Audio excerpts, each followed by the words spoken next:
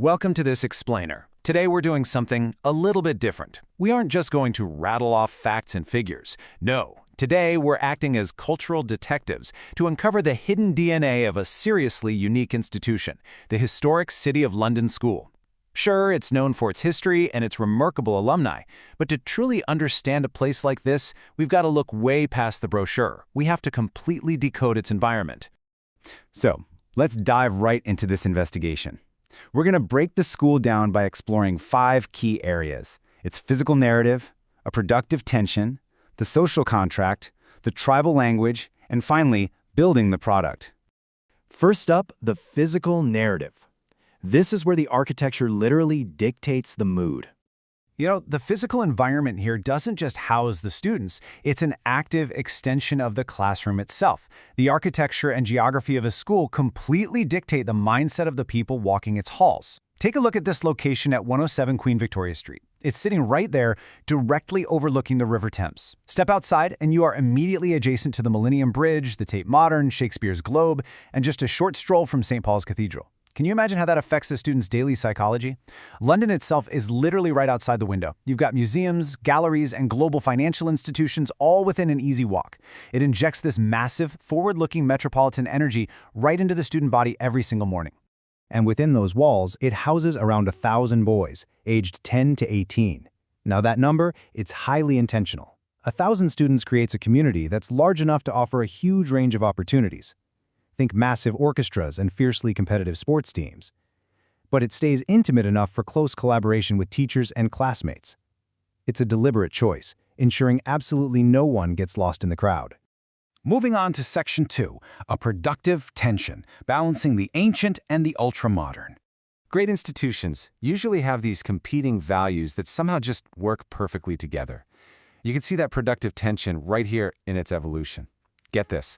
The school traces its origins all the way back to a charitable medieval bequest made by town clerk John Carpenter in 1442. But it actually opened much later in 1837 on Milk Street, specifically designed to provide a modern education for rapidly changing Victorian world. And then it refused to just sit still. It eventually evolved and relocated to its modern, purpose-built Riverside campus in 1986. It's basically an ancient foundation that is continuously updating its operating system. Imagine walking down the hallway here. On your left, you've got students steeped in ancient civic traditions, operating under a formal school parliament that was established back in 1885. But then, look to your right. Those same students are walking into dedicated, modern computing facilities to work on advanced programming, robotics, and digital engineering projects. They are mastering centuries-old rhetorical techniques in one period, and then diving into advanced practical work in highly specialized science labs the next. It's a brilliant clash of eras. That brings us to Section 3, the social contract, the unwritten rules of the student body. So, moving beyond the physical buildings, what's the actual unwritten agreement between the staff and the students here? Whenever we want to find the DNA of a school's social contract, we always have to ask, what is the one thing a student can get away with here that they might not get away with elsewhere? Is it wearing pajamas to the library? A chaotic rule-breaking art scene? At City of London School, the answer lies entirely in their culture of debate. Students are actually expected and strongly encouraged to respectfully challenge accepted ideas and question authority. Instead of just asking students to memorize facts or do rote learning, the unwritten rule is that you must develop your own informed opinions. If a student politely but fiercely debates a teacher's historical interpretation, they aren't punished for being disruptive, no way.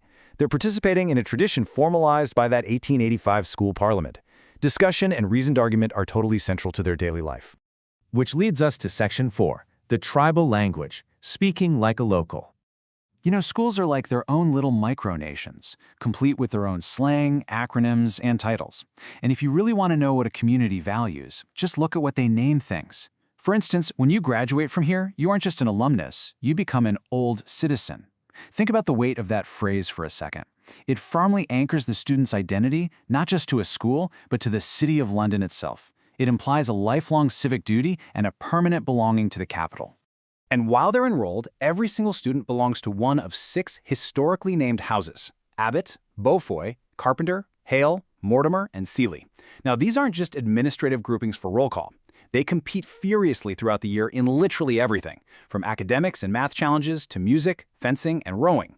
It creates this fierce but friendly rivalry that builds immediate community and completely grounds every modern student in the legacy of the school's historical figures.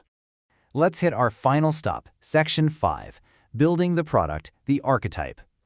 So, what is the ultimate product of this environment? We aren't just talking about their top-tier test results here. We're talking about the type of person, the actual archetype that this specific environment is designed to forge.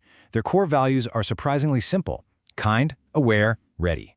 It's fascinating, right? Because for a high-achieving, hyper-competitive London academic powerhouse, the very first word in their value system is kind. They absolutely emphasize intellectual confidence, for sure, but it has to be accompanied by integrity, caring for others, and community service. They want students who are deeply aware of the world around them and fully ready to tackle unpredictable future challenges with true resilience. So, does this unique DNA actually work?